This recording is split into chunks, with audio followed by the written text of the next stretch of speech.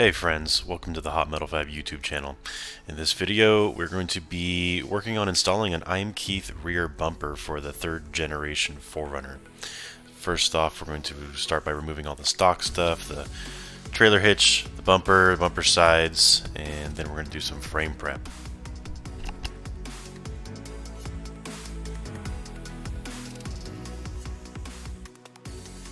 While we're working on removing the bumper, we're also going to cut the exhaust. We're just going to do an initial cut of the exhaust tube itself, the little tailpipe, and then the hanger that actually holds it on is going to get cut as well.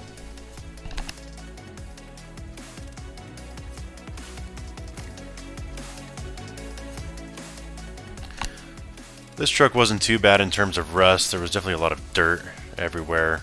The customer has been off-road at least a few times, but was pretty good about cleaning the truck before.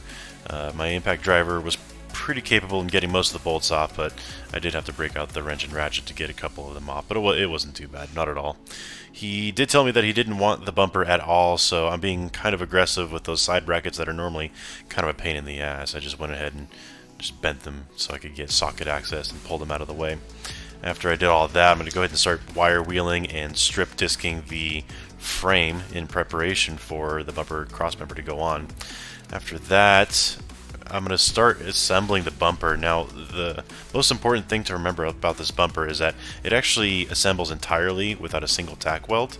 The only tack welds that I actually do are for the hitch. Now, the hitch has to be cut down to about a 40 to 45 degree angle, depending on your actual fitment, so that it will actually fit and not hit the cross member when you actually slide the bumper on.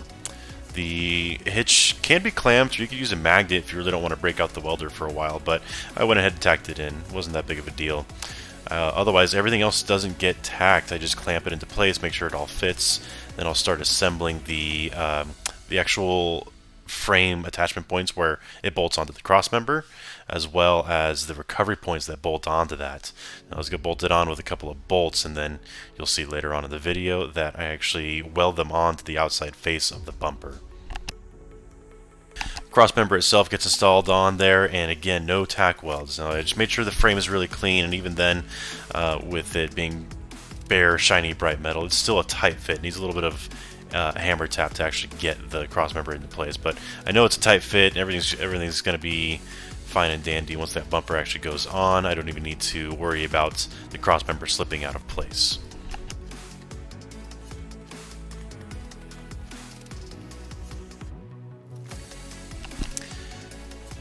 Cross member's going back on after some prep, just to make sure it's clean and clear. Went ahead and grooved the joints where it welds onto the frame itself, and then put it back on. And I'm going to work on installing the side wings here after having cut the body and trimming some of the body panels where they meet and join together.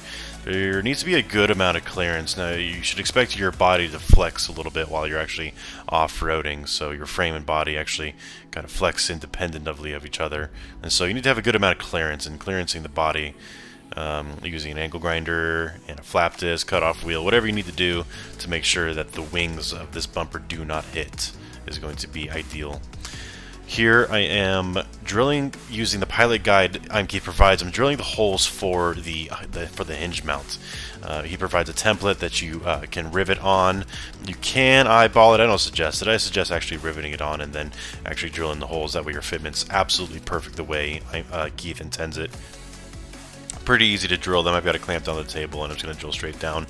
Test fitting the hinge piece. I am going to pull it off again at some point just to make sure I have those holes clean and clear of burrs. I'll go ahead and use a deburring tool. I'll fit the center section back up and get it prepared.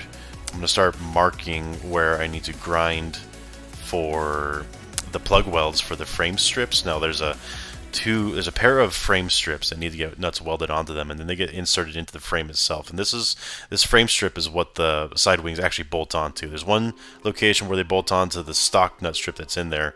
The other one is further back, and he provides a brand new nut strip for you to use. Then once that's all installed and together, I'm going to be welding the bumper together. First, it just gets a series of tacks in all of the corners, every single corner on the outside face of the bumper, and then I'll do an outside and an inside weld. And this is just so I make sure the bumper stays in place before I actually pull it off the truck again, which I'll do here. And I really want to make sure that those wings don't move. There's no reason to do any more welding on the truck than you have to. You can if you want to. I prefer to work with the bumper in a little bit more of an advantaged position so that I can be comfy. I can make accurate welds.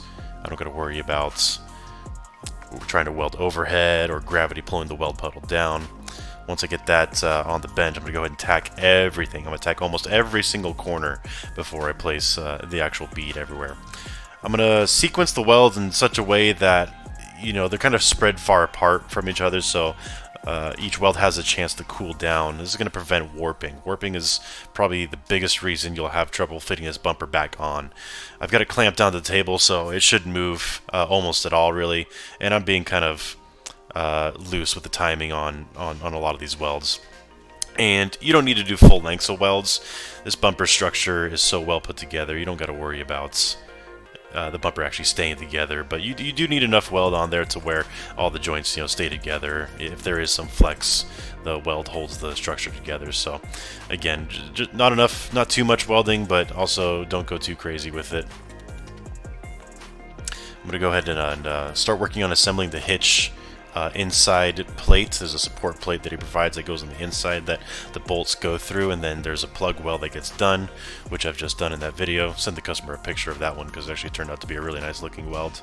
But otherwise, yeah, I'm just going to continue on the fitment here and then go back to the truck and actually weld the cross member on. As well as the cross member, there are two side plates that you need to actually drill a hole and then ream it out a little bit, and there's also one pre-existing hole that needs a little bit of love in order to get the side plates to fit. So once I've done that, I'm going to go ahead and strip the frame down to clean, bright, shiny, bare metal, bolt down those side plates, and prepare to weld those on.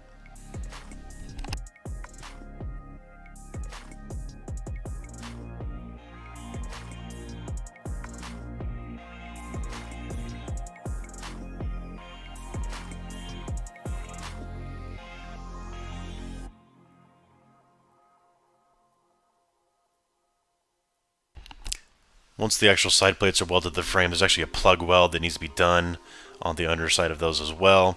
And then I'm going to do the inside, back side of the cross member as well as the two horizontals that face outside. And then the cross member is welded on.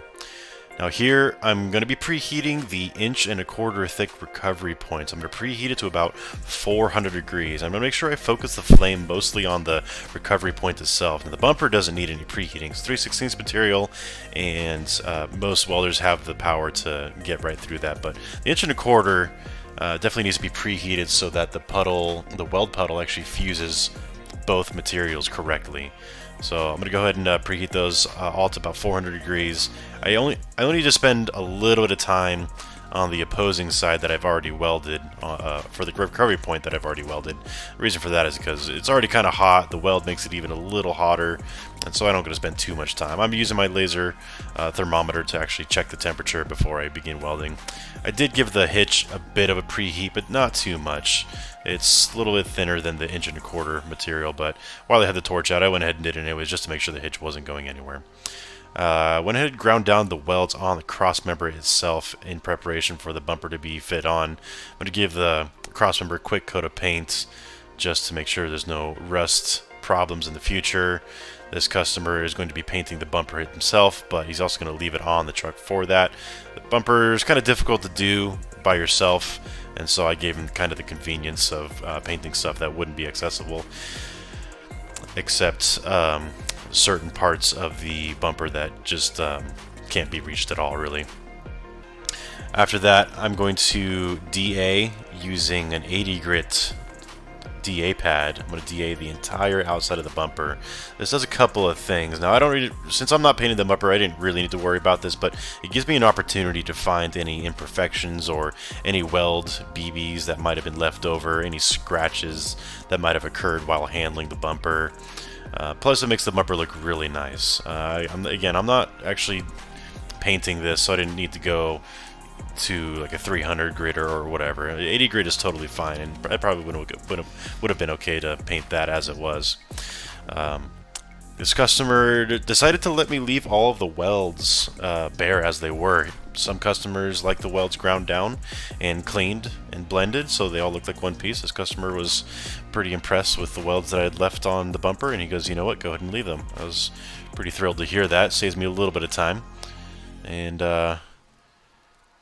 everything turned out wonderful. Some of the bumper needs a little bit of grinding here, but it's nothing too difficult. It's mostly just the parts where there's brake reliefs, and these brake reliefs are pretty hard to actually weld to make them look good. So they get a little bit of a touch up, but not too much. But otherwise, pretty easy install on the bumper. It goes back on with one person, and here are some finished photos of the bumper. Stay tuned for the next video where we are actually going to be installing a swingout, a custom swingout that'll be built from the ground up for this bumper. Thanks for watching, guys.